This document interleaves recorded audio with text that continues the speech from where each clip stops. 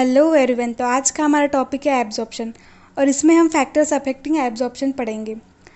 ये वीडियो देखने से पहले आप पार्ट 1 प्लीज़ देखिए ताकि ये वीडियो आपको अच्छे समझ में आए।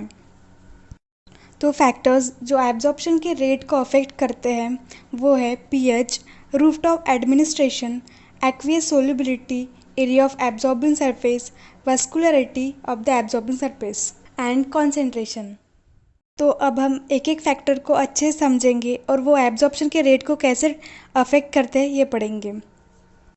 तो सबसे पहले हम पीएच देखते हैं।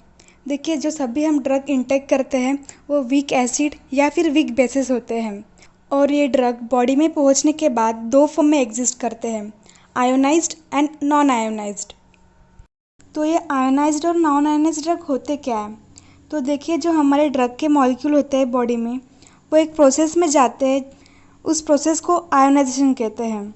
इस प्रोसेस में क्या होता है, जो हमारे ड्रग के मॉलिक्यूल है वो पॉजिटिव और निगेटिव चार्ज में कन्वर्ट हो जाते हैं। जैसे यहाँ पे ए बी जो ड्रग है जो नॉन आयोनाइज्ड फॉर्म में है वो ए पॉजिटिव और बी निगेटिव में कन्वर्ट हो गया है।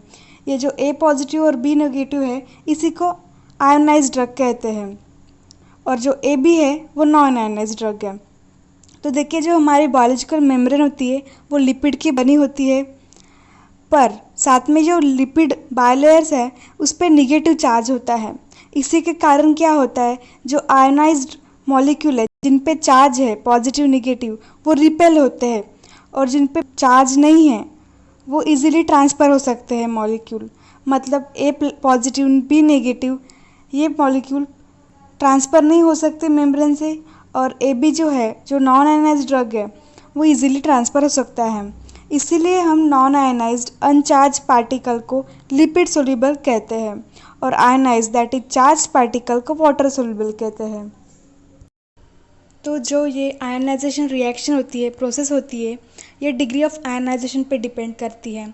डिग्री ऑफ आयोनाइजेशन मतलब कितने प्रोपोर्शन में, कितने क्वांटिटी में नॉन आयोनाइज्ड ड्रग आयोनाइज्ड में कन्वर्ट हुआ है। और फर्दर ये दो फैक्टर्स पे डिपेंड करते हैं, pH of environment and PKM.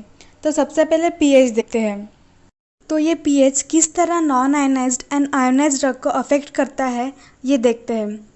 तो देखिए, जब हम एसिडिक ड्रग लेते हैं एसिडिक मीडियम में, फॉर एग्जांपल गैस्ट्रिक जूस, तो ये ड्रग नॉन आयोनाइज्ड ही रहता है। मतलब नॉन आयोनाइज्ड का आयोनाइज्ड में कन्वर्शन नहीं होता है, उसका कुछ चेंज नहीं होता है, वो वही स्टेट में रहता है, वो नॉन आयोनाइज्ड फॉर्म में ही रहता है। और अगर वही एसिडिक ड्रग हमने basic medium that is intestine में बेसिक पीएच होता है, तो जब एसिडिक ड्रग बेसिक मीडियम में लेते हैं तो वो आयनाइज्ड हो जाता है। मतलब ड्रग का कन्वर्शन होता है चार्ज पार्टिकल्स में। तो उसी तरह जब हम बेसिक ड्रग लेते हैं बेसिक मीडियम में, फॉर एग्जांपल इंटेस्टाइन में, तो वो नॉन आयनाइज्ड रहता है, मतलब उसका कन्वर्शन नहीं होता। और जब बेसिक ड्रग एसिडिक मीडियम में लेते हैं वो आयनाइज्ड हो जाता है। मतलब इससे ये पता चलता है कि acidic drug in acidic medium and basic drug in basic medium non ionized ही रहते हैं, उनका कन्वर्शन नहीं होता है। तो हमें इससे ये पता चलता है अगर हमारा ड्रग एसिडिक हो और हमें इसका रेट ऑफ एब्जॉर्प्शन बढ़ाना है तो हम इसे ऐसे फॉर्मूलेशन में बनाएंगे कि ये स्टमक से ज़्यादा एब्जॉर्ब हो। और अगर हमारा ड्रग बेसिक हो और हमें इसका एब्जॉर्प्शन रेट बढ़ानी हो, ऐसे फॉर्मूलेशन में बनाएंगे कि ये सिर्फ इंटेस्टाइन से ही एब्जॉर्ब हो सके, जिससे हमारी रेट ऑफ एब्जॉर्प्शन बढ़। अब आगे पीके देखते हैं। तो पीके ऐसा पीएच है जिस पे 50% ड्रग आयोनाइज्ड फॉर्म में प्रेजेंट है और 50% non ionized. That is pK is defined as the pH at which the molecule 50% ionized and 50% non ionized. तो एक एग्जांपल लेते हैं कोई ड्रग का जिसका पीके वैल्यू 6 है। पीके 6 मतलब इसका पीएच 6 है। अब 6 है मतलब ये ड्रग एसिडिक है, तो पीएच 6 पे ये 50% लिपिड सोल्यूबल रहेगा और 50% वाटर सोल्यूबल। अब इसकी हमें लिपिड सोल्यूबिलिटी बढ़ानी होगी तो हम इसका पीएच कम कर देते हैं और एसिडिटी बढ़ाएंगे और लिपिड सोल्यूबिलिटी इंक्रीज होंगी। तो अगर हम इसका पीएच 5 कर देते हैं तो 90% लिपिड सोल्यूबिलिटी बढ़ेंगी और 10% वाटर सोल्यूबिलिटी होंगी। अगर हमें और ज़्यादा चाहिए होंगी लिपिड सोल्यूबिलिटी तो हम इसको 4 कर देते हैं पीएच, इसके वजह से क्या होगा, 99% ये लिपिड सोल्यूबल रहेगा और सिर्फ 1% वाटर सोल्यूबल। अब हम next factor that is route of administration को देखते हैं। तो route of administration rate of absorption को कैसे अफेक्ट करता है ये पढ़ेंगे। तो अलग अलग रूट जैसे oral, intravascular, intramuscular, topical sites कैसे अफेक्ट करते हैं रेट ऑफ एब्जॉर्प्शन को ये पढ़ेंगे। तो सबसे पहले ओरल। तो ओरल रूट में क्या होता है, जब हम ड्रग ओरल रूट से लेते हैं तो इसके एब्जॉर्प्शन रेट कम होती है। क्यों कम होती है, क्योंकि जो गैस्ट्रोइंटेस्टाइनल ट्रैक होता है ओरल रूट में, जो जीआईटी ट्रैक होता है उस पर जो एपिथेलियल लाइनिंग होती है, ये एपिथेलियल लाइनिंग बैरियर का काम करती है।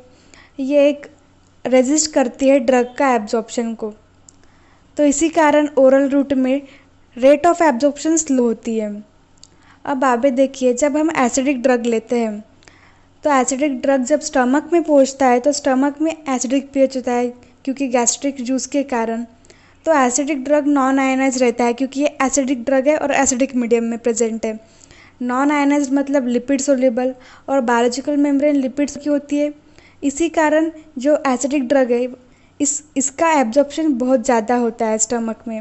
Rate of absorption acidic drug का स्टमक में इंक्रीज हो जाता है। और वही अगर बेसिक ड्रग हो, बेसिक ड्रग जब स्टमक में पहुंचता है तो उसका आयनाइजेशन होता है। आयनाइजेशन होने के कारण ये वाटर सोल्यूबल होता है और लिपिड्स मेम्ब्रेन से पास नहीं हो सकता। इसी कारण बेसिक ड्रग का एब्जॉर्प्शन रेट कम होता है स्टमक में। वही अगर ये बेसिक ड्रग इंटेस्टाइन में पहुंचा तो इसका रेट ऑफ एब्जॉर्प्शन बढ़ता है। क्यों बढ़ता है, क्योंकि इंटेस्टाइन में बेसिक पीएच होता है। इसी कारण बेसिक ड्रग का इंटेस्टाइन में रेट ऑफ एब्जॉर्प्शन ज़्यादा होता है और एसिडिक ड्रग का कम। तो एसिडिक ड्रग जो स्टमक से एब्जॉर्ब होते हैं उनका एग्जाम्पल है सैलिसिलेट्स, बार्बिट्यूरेट्स एक्सेट्रा। और बेसिक ड्रग जो इंटेस्टाइन से एब्जॉर्ब होते हैं उनका एग्जाम्पल है मॉर्फिन, क्विनिन एंड एक्सेट्रा। अब आगे सबक्यूटेनस एंड इंट्रामस्कुलर। तो देखिए सबक्यूटेनस मतलब क्या होता है, क्यूटेनस मतलब स्किन। तो स्किन के अंदर इंजेक्ट किया जाता है इसलिए इसे सबक्यूटेनस रूट कहा जाता है। और इंट्रामस्कुलर मतलब मसल्स में इंजेक्ट किया जाता है ड्रग को, तो ये इंट्रामस्कुलर होता है। तो देखिए जब इन दोनों रूट से ड्रग को एडमिनिस्टर किया जाता है तो ड्रग डायरेक्टली कैपिलरीज, जो हमारे छोटे छोटे कैपिलरीज होते हैं उनके पास पहुंचती है।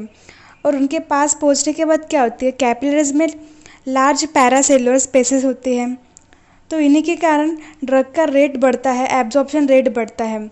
जो लिपिड सोल्यूबल ड्रग है वो ज़्यादा फास्टली एब्जॉर्ब होते हैं ब्लड वेसल्स में, और जो नॉन लिपिड सोल्यूबल है वो भी एब्जॉर्ब होते हैं बट थोड़े कम रेट पे।